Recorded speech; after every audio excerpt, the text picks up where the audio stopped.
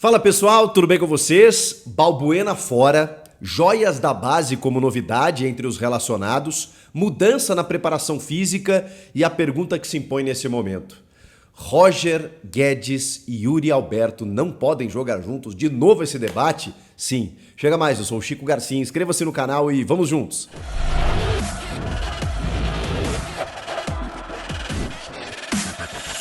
Bom, pessoal, o Corinthians enfrenta o Botafogo no Rio de Janeiro, 7h30 da noite desta quinta-feira, líder do Campeonato Brasileiro. Grande campanha aí do técnico Luiz Castro, o Tiquinho Soares, craque do mês passado, né, do mês de abril, sendo o destaque da competição nesse começo. Uma pedreira, fora de casa, Botafogo venceu todos os seus jogos até aqui, então é óbvio que a gente prevê dificuldades, até porque Luiz Castro está há um bom tempo no Botafogo, que por mais que tenha algumas limitações técnicas, está encontrando um jeito de bater seus adversários e o Corinthians está nessa reformulação gigantesca que a gente tem encontrado evolução, mas são apenas 2 jogos até agora com o novo treinador, o Vanderlei Luxemburgo. Vamos para o terceiro. E o que esperar desse jogo? Primeiro eu quero te dizer o seguinte, tem alguns jogadores que já começaram a fazer parte de uma reformulação que está prevista para o final da temporada, mas que em alguns casos será antecipada, né, na metade do ano, como alguns jogadores que estão com o contrato terminando. O Duqueiroz foi o primeiro,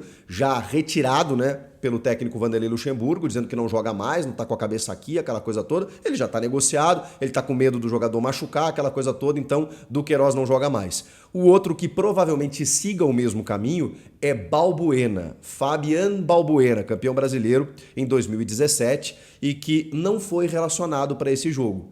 O Luxemburgo tem apostado muito no zagueiro Murilo, né, jovem da base, tem o Caetano aí para voltar a qualquer momento e, enfim, numa parceria com o Gil, o Balbuena acabou perdendo espaço, ele tem contrato só até a metade da temporada, de empréstimo, né, com o Dinamo de Moscou, a gente já sabia que o Corinthians não ficaria com ele, então dentro dessa linha ele também já está fora. Rafael Ramos é outro que me parece está fora dos planos do Corinthians, mais uma vez não relacionado, ele teve lesões recentes e tudo mais, mas é outro que está descartado. E o outro jogador até me surpreende, mas a gente não sabe, não é a mesma informação, né, de que estaria fora dos planos e tudo mais. É o Victor Cantillo, colombiano, mais uma vez fora dos relacionados, né? Talvez o Luxemburgo esteja preferindo subir garotos da base, né, na segunda-feira ele chegou a treinar com 11 garotos das categorias de base, ele está promovendo realmente essa reformulação usando muito a base do Corinthians. E o Cantillo a gente sabe, né, ele nunca conseguiu vingar. Eu gosto muito do futebol dele, acho que ele tem uma bola longa, um passe entre linhas, uma qualidade técnica muito boa, mas falta competitividade ao colombiano, né? Isso a gente sempre detectou. E ele ele teve digamos assim, a aposta de alguns treinadores, mas ele nunca foi uma unanimidade, nunca foi uma afirmação, então parece um jogador que está perdendo espaço. O outro é o Júnior Moraes, que tem contrato até o final da temporada e que não consegue jogar. Acho que é uma questão aí de tempo para encerrar o contrato e se despedir do Corinthians. Acho que a gente não pode esperar algo muito diferente disso. Com relação a esses que estão de fora, essas são as informações. Agora, sobre as novidades na lista. Primeiro o Christian Barletta, né? Que muita gente, será que ele vai ter que aprimorar a forma física, né? Ficou de fora do jogo aí do final de semana. Bom, ele tá entre os relacionados e pode até ser uma opção no lugar do Romero, por exemplo, né? Que foi a preferência do Luxemburgo inicialmente, mas daqui a pouco, né, a gente vê que ele não tá dando resposta, o Barletta pode receber mais chances. A gente sabe que o Barletta no começo sentiu o peso da camisa, aquela coisa toda. Acho que o Luxemburgo vai dar uma encostada nele, dar uma orientada no moleque, porque a diferença é muito grande se sair de um São Bernardo para vestir a camisa do Corinthians, jogar na arena, sempre é difícil e tal. Então tá entre os relacionados. Vamos lá para algumas ausências importantes, como o Fausto Vera, que está suspenso. Isso já indica uma mudança no time de imediato, né? O Fausto Vera é titular absoluto.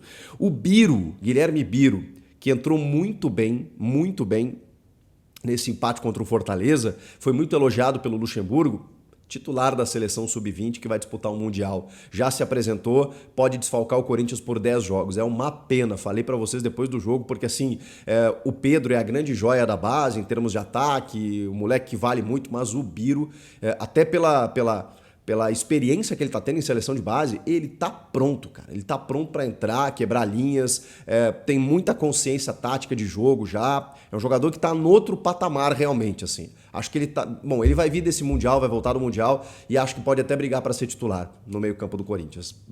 É um moleque que tá cada vez mais maturado aí para já jogar no time titular e profissional. Fausto Vera e o Biro, né, entre as ausências mais sentidas, né? Agora, entre as novidades, o Luxemburgo puxou 2 garotos das categorias de base, que não são novidades no profissional, eles já frequentaram o profissional, mas estavam lá um pouco jogados e tudo mais, e acho até que eles poderiam ter sido aproveitados muito antes. Acho que o Corinthians demorou muito nesse processo, que é o Wesley, de 18 anos, que esteve na Copinha e já jogou ano passado com o Vitor Pereira, foi relacionado para alguns jogos. E o Felipe Augusto, 19 anos, também da Copinha, estava com o Danilo no começo da temporada. Esse chegou a jogar em 2021, inclusive. Já está há mais tempo, já era para ter sido aproveitado. Porque o Felipe Augusto, por exemplo, é um jogador que pode atuar mais na referência. Ele é muito alto, forte e tem a capacidade, né, de jogar na centroavância. No momento em que você tem o Yuri Alberto, e que você não tem um reserva para ele, porque o Júnior Moraes não corresponde, e você tem que improvisar o Roger Guedes, improvisar o Paulinho, jogar sem centroavante, pô, você tem um moleque da base que você não dá corrida, não dá minutagem, não dá sequência. O Felipe Augusto já era para estar aparecendo há muito tempo, nem que seja em jogos esporádicos, alguns minutos no segundo tempo, ele precisa ganhar essa sequência de jogos, e não ganhou até agora.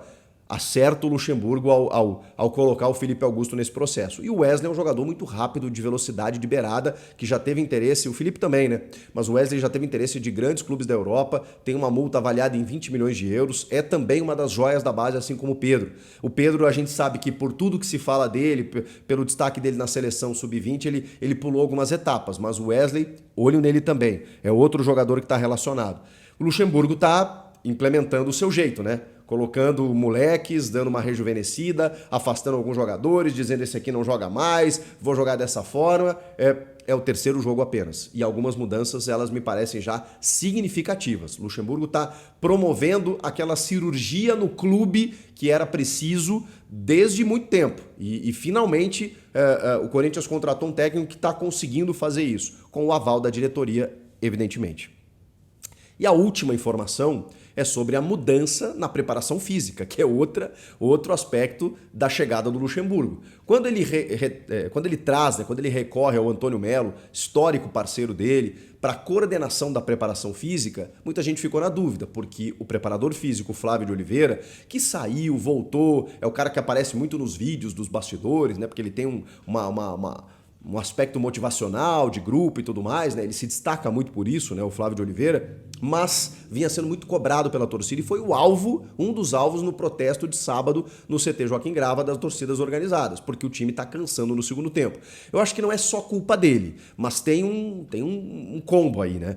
Tem um time desorganizado que corre errado, né? E tem esse problema de você cansar no segundo tempo dos jogos e ser dominado pelo adversário, mas tem também um déficit físico que a gente já percebeu há algum tempo. Se é o Flávio de Oliveira o responsável, a gente não sabe, mas ele é que assina a pasta, né? Ele é que é o responsável pelo cargo, então é natural que acabe sobrando para ele. E o Antônio Melo, sendo o coordenador da preparação física, provavelmente identificou que mudanças precisariam ser feitas. Só que aí o Antônio Melo chefia a preparação física e o Corinthians contrata um outro preparador, que é o Daniel Félix, que trabalhou com o Lucha no Vasco da Gama. E ele tem aí histórico de trabalhos em outros grandes clubes, Atlético Mineiro, Flamengo, Criciúma, trabalhou em vários clubes do futebol brasileiro, inclusive no Vasco, com o Vanderlei Luxemburgo, é da confiança dele. Então, o Corinthians muda a preparação física.